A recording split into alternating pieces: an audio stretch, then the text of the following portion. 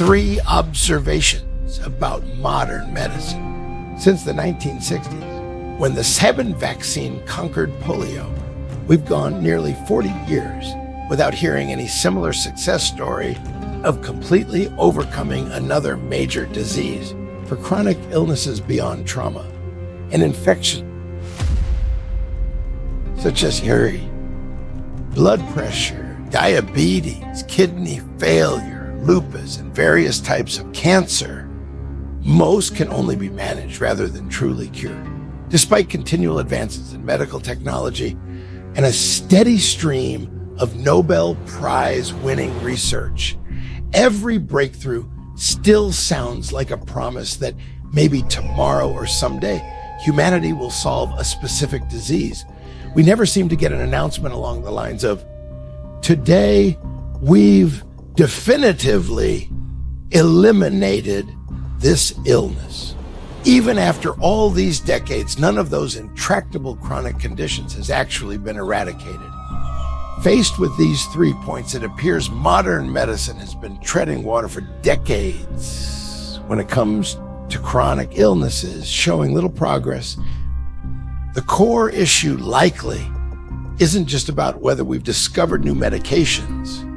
Rather, it may lie in the fundamental logic that shapes modern medical thought, perhaps right from its earliest assumptions and its most basic developmental direction. Insights from computer technology. What is the human body's voltage? Today, most people are familiar with computer technology. From a systems perspective, the human body and a computer share several similar structural features. That's why I often use a personal computer as an example to explain the causes of human illness. Modern personal computers use electronic power supplies.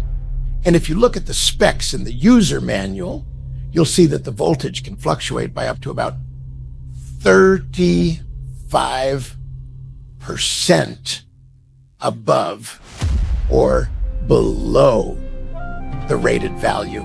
So if a computer is rated for 110 volts, it should still work when the external power drops to around 70 volts, which is the lower limit in this allowed range, unless it's a particularly low quality machine. But if the voltage falls to 60 volts below the tolerated level, the system might start having issues. Suppose the disk drive suddenly malfunctions. Which part should the engineer fix first? The power supply or the disk drive? The answer is obvious. From an electronics engineer's standpoint, this is a straightforward no-brainer. The first step in fixing a computer is to check the power supply voltage. As soon as they see it's too low, they'll adjust the voltage back to normal and then see if the disk drive is still acting up. In most cases, the disk drive itself is actually fine. Once the voltage is normal, the problem disappears. But if a similar situation arises in the human body, it suddenly stops looking like such a no-brainer. Think of the disk drive as one of our organs, let's say the kidney. If we apply the computer engineer's logic to the human body, the first question would be, what is the human body's voltage? We have no way to measure such a thing. So there's no concrete proof that the body's overall energy is low, while all the medical evidence suggests the kidney is malfunctioning. Naturally, we assume we should fix the kidney using all sorts of medications for kidney disease, maybe even surgical removal or a transplant. But it might turn out that most of those removed kidneys were never truly faulty in the first place. It sounds scary, but that's how real-world medicine often proceeds. Up to now, modern medicine has no recognized measurement for the body's energy level. In comparison, it's as if medicine is still stuck in an era before the discovery of voltage in electronics. And without voltage, electronics could never have advanced. Western medicine's core principle insists on hard evidence for everything. because we currently lack proof that a person's energy is too low, modern medicine won't accept any unproven theories to diagnose or treat illness. In the example above, the kidney clearly appears to have problems. So every doctor believes it's a kidney disease.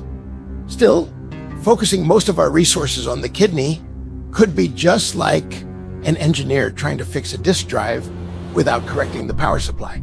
Yet in today's world, medicine often follows the treat the head when the head hurts, treat the foot when the foot hurts logic.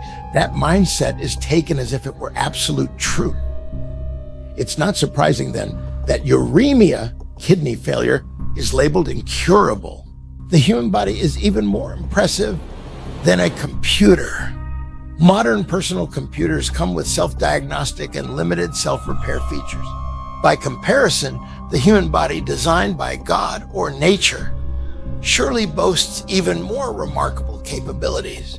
In a phrase borrowed from Buddhism, this precious physical form is equipped with countless inherent functions, including the potential for self-healing and even tissue regeneration, just as a computer's performance depends on meeting certain power requirements. The body's many functions require sufficient energy. When that energy dips too low, our tissues lose much of their capacity to regenerate or self-regulate.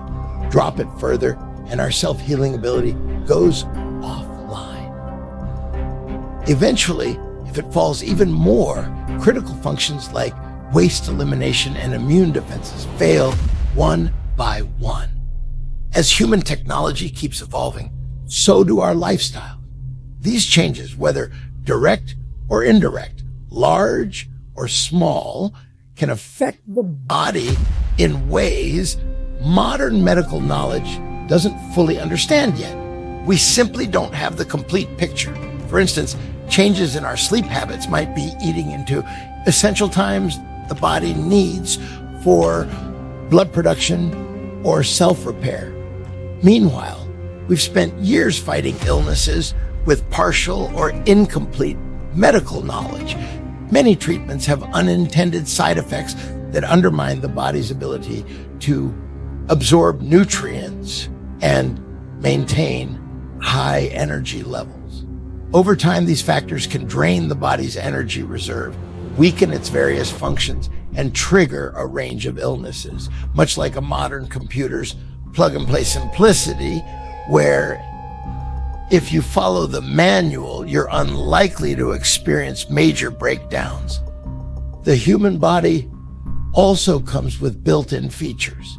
If we respect its innate design and conditions, our natural abilities, like self-repair and regeneration, can work effectively, keeping energy levels high and preventing many diseases. Even if we do get sick, the body's self-repair mechanisms can often fix most damage, much like how a disk repair utility can restore problems on a computer's hard drive.